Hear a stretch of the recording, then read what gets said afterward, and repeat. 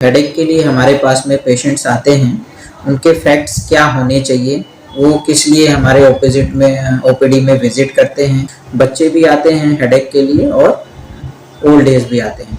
Sudden and severe headache, बहुत severe headache हो रहा है आपको डे टाइम में या नाइट टाइम में, इतना सीवियर हेडेक आदमी कहता है कि ये मेरी लाइफ का सबसे वर्स्ट हेडेक है, इससे ज़्यादा हेडेक तो मुझे नहीं हुआ। नमस्कार दोस्तों, मेरा नाम है रूही। जब भी आपके सिर में तेज दर्द होता है और आपकी माँ बसिया करती है, यह सिर्फ इसलिए हो रहा है क्योंकि आपने अपना मोबाइल फोन ज्यादा यूज किया है। लेकिन यह सच नहीं है, कम से कम हर बार तो नहीं। कई बार हमें मामूली सिर दर्द होता है और ये लगता है कि हमें कहीं माइग्रेन का रूप तो नहीं ले लिया है, कहीं हमें माइग्रेन तो नहीं हो गया है। तो ऐसे में सिर दर्द के बारे में क्या कहते हैं चंद्रा हॉस्पिटल गोरखपुर के न्यूरोसर्जन डॉक्टर सतीश नायक, सुनिए।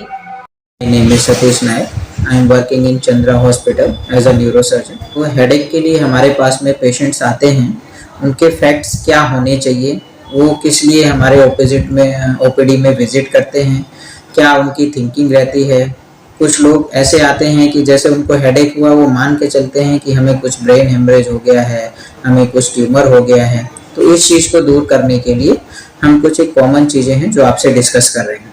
हमारे ओपीडीज में सभी एज ग्रुप के पेशेंट्स आते हैं, बच्चे भी रहते हैं, यंग लोग भी रहते हैं, ओल्ड एज भी रहते हैं।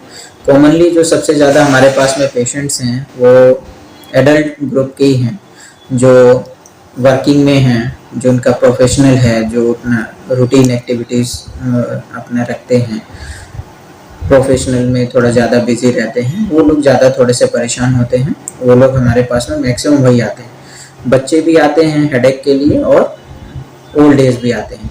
तो हमें ये चीज़ मैं बताने के लिए आप लोगों को वो कर रहा हूँ कि किस हेडेक को हमें सीरियसली लेना है और किस हेडेक को हमें सीरियसली नहीं लेना है। कुछ हेडेक्स जो रहते हैं कि नॉर्मल हमारी रूटीन एक्टिविटी, जैसे हम डेली रूटीन एक्टिविटी करते हैं, उससे ज़रा सा भी अगर हम डाइवर्ट होंगे तो हमें हेडेक हो जाएगा। जैसे कि मान लीजिए हम शादी में चले गए, जबकि वो मेरा टाइम उस दिन सोने का था, हम शादी से लेट आए, लेट सोए और हम लोग थोड़ा जल्दी जग गए, तो उस दिन मुझे हेडेक होना है। इस हेडेक का मतलब ये नहीं है कि मुझे कोई बीमारी हो गई। इसका मतलब मेरा जो शरीर है वो मेरा सही काम कर रहा है, मैंने अपने रूटीन को फॉलो नहीं किया है, तो उस चीज़ के लिए मुझे हेडेक हुआ है।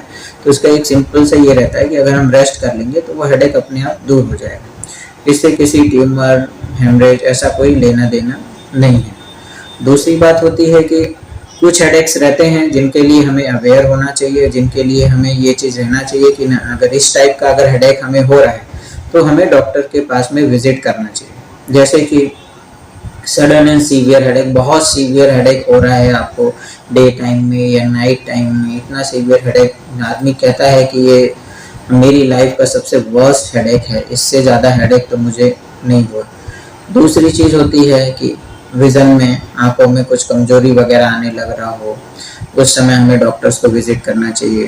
किसी एक हाथ पाँव में कमजोरी हमें लग रही हो, सुबह उठने पे हेडेक बहुत तेज हो रहा हो और वॉमिटिंग हो रही है, वॉमिटिंग के बाद में हेडेक हमारा रिजॉल्व हो जाता है, तो ये हमारे कुछ जो हैं ये रेड फ्लैग साइंस बोलते हैं हम लोग इनको कि अगर ऐसा कुछ किसी को अगर महसूस हो रहा है वो तुरंत ही किसी भी फिजिशियन को या फिर न्यूरो को अपना जो है दिखा सकता है, तो वो उसके लिए फर्दर प्रोसीड कर लेंगे। दूसरी चीज़ होती है कि जो छोटे बच्चे आते हैं, आजकल तो मैं देख रहा हूँ कि छोटे बच्चे भी, जिनका जो मैक्सिमम टाइम अपना जो पढ़ने उठने का है वो सिस्टम पे ज़्यादा हो गया है, just because of Covid and most of the coaching centre are running in online, तो उसके लिए भी सिस्टम पे ज़्यादा समय बिताते हैं, तो उनका जो विज़न का जो थोड़ा सा इश्यूज़ रहता है, तो उसके लिए भी उनको फ्रंटल हेडेक, सामने और पीछे की साइड में उनको दर्द होता है। तो उन लोगों के लिए तो सबसे पहले मैं सजेस्ट करता हूँ कि सबसे पहले अपना वो आई चेकअप कराएं। अगर कुछ भी विजुअल एक्यूटी, नज़र में अगर कोई दिक्कत रहती है तो उसके लिए स्पेक्ट्स आते हैं, चश्मे बनाए जाते हैं, अगर वो लोग पहन लेते हैं तो उससे उनका जो हेडेक वगैरह रिजॉल्व हो जाता है। और सिस्टम पर बैठने का तरीका, कितनी देर हमें सिस्टम को यूज़ करना है, कुछ टाइम बाद हमें ब्रेक भी लेना चाहिए, लगातार हमें सिस्टम पे नहीं बैठना है, तो वो चीज़ हम लोग उनको काउंसिल करते हैं। तो छोटे बच्चे तो इस तरीके से हमारे ठीक हो जाते हैं। जो एडल्ट ग्रुप रहता है उनको हम रूटीन एक्टिविटी के लिए बताते हैं। सबको पता है कि इस समय जो है मारामारी है, जॉब्स की मारामारी है, तो आदमी 12-12, 16-16 घंटा काम कर रहा है, ओवर टाइम कर रहे हैं और अपने शरीर पे ध्यान नहीं दे रहे हैं। तो उन लोगों को हम लोग यही बताते हैं कि अपनी रूटीन एक्टिविटी ठीक करें और कुछ समय अपने शरीर के लिए भी निकालें, चाहे इवनिंग में चाहे मॉर्निंग आवर्स में एक्सरसाइज वगैरह के लिए वो चीज़ करें, तो वो थोड़ा सा बेटर रहता है अनटिल अनलेस ये रेड फ्लैग साइंस हमें नहीं मिल रहे हैं तो।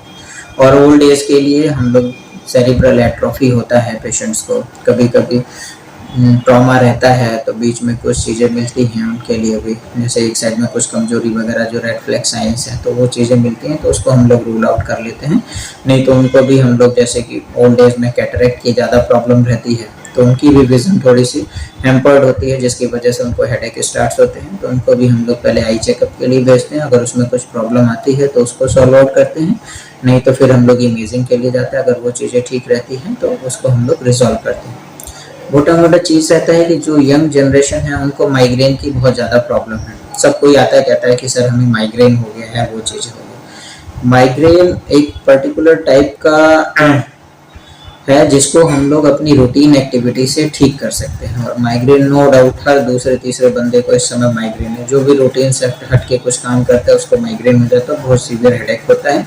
तो उस चीज़ को हम लोग कहते हैं जो ट्रिगर पॉइंट है, 2-3 ट्रिगर पॉइंट्स रहते हैं अपने, जैसे खाली पेट रहता है आदमी, नींद बराबर नहीं लेता है, तेज धूप में होने से, शोर शराबे से, तो उसको हम लोग कहते हैं कि कुछ समय के लिए आप लोग इसको अवॉइड करिए। जैसे समय से खाना खाइए, समय से सोइए, जहाँ पे नॉइजी सराउंडिंग्स है वहाँ से आप हट जाइए ताकि वो बार बार ट्रिगर नहीं करें आपसे, तो वो चीज़ें आपकी बेटर होती जाएंगी। प्रोफाइलेक्सिस के लिए हम कुछ मेडिसिन देते हैं और उसके बाद में फिर हम मेडिसिन विड्रॉ कर लेते हैं, उसकी रूटीन एक्टिविटी ठीक कर लेते हैं। और एक आधी टैबलेट अगर उसको हफ्ते में या 2 हफ्ते में एक बार दर्द होता है तो कुछ मेडिसिन दे देते हैं, जब कभी दर्द होता है तो वो लेता है।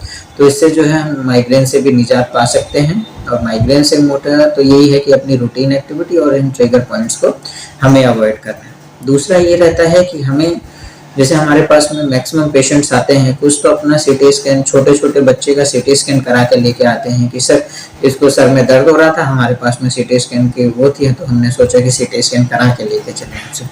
तो ये मैं बताना चाहता हूँ कि लोगों से कि मैक्सिमम हेडेक्स में अगर कोई ऐसे रेड फ्लैग साइन नहीं है तो सीटी स्कैन की हमें रिक्वायरमेंट नहीं होती है। तो सीटी स्कैन का ये हमें नुकसान रहता है कि हम छोटे छोटे बच्चों को रेडिएशन दे रहे हैं, और रेडिएशन के नो डाउट साइड इफेक्ट्स हमें पता है कि रेडिएशन सारे चीज़ों में, सभी कैंसर्स के कहीं ना कहीं अपने साइड इफेक्ट उसमें कॉजेज में आते हैं कि रेडिएशन इंड्यूस कैंसर होते हैं। तो उस चीज़ से हमें, और सीटी स्कैन तो अपने आप में हार्मफुल होता है, जब तक अनटिल अनलेस डॉक्टर आपको एडवाइस नहीं करे तब तक आपको सीटी के लिए प्रोसीड नहीं करना चाहिए। और वैसे भी हमारे लिखा हुआ है कि बिलो 2 ईयर्स हमें सीटी स्कैन नहीं जाना चाहिए। बच्चा अगर जाना भी है, अगर डॉक्टर एडवाइस भी करता है तो वो हम लोग MRI के लिए जाते हैं। सीटी स्कैन उस कंडीशन में हम लोग कराते हैं कि भाई चोट लगा है, ट्रॉमा है, हमें जल्दी से रिजल्ट चाहिए, तो सीटी स्कैन 2 to 3 मिनट्स की जांच होती है, तो इसलिए हम लोग सीटी के लिए प्रोसीड कर लेते हैं। वो मोस्टली जो है ट्रॉमा के केसेस में होता है, अदरवाइज हम छोटे बच्चों में MRI को ही प्रोसीड करते हैं, MRI के लिए एडवाइस करते हैं ताकि उन लोगों को रेडिएशन ना मिले। इलाज के लिए मैंने आपको बता ही दिया है, इलाज में ये प्रिकॉशंस रहते हैं, मोस्टली प्रिकॉशंस रहते हैं, स्पेक्ट्स यूज़ करने रहते हैं, छोटे बच्चों में स्पेक्ट्स अपना यूज़ करें अगर पावर वगैरह है, नहीं तो अपना रूटीन एक्टिविटी ठीक करेगा। सिस्टम जिस पे वो बच्चा पढ़ रहा है, कोचिंग्स वगैरह ऑनलाइन हो गई हैं, तो उसको थोड़ा सा प्रॉपरली यूज़ करना है कि हाफ एन आवर के लिए कुछ ना कुछ ब्रेक ले ले, 5 मिनट का 10 मिनट का कुछ भी ब्रेक लेके फिर से सिस्टम रेगुलरली 3 से 4 घंटा बैठेगा तो उसको नो डाउट सिस्टम का साइड इफेक्ट्स होगा, वो हेडेक में कन्वर्ट होगा ही होगा।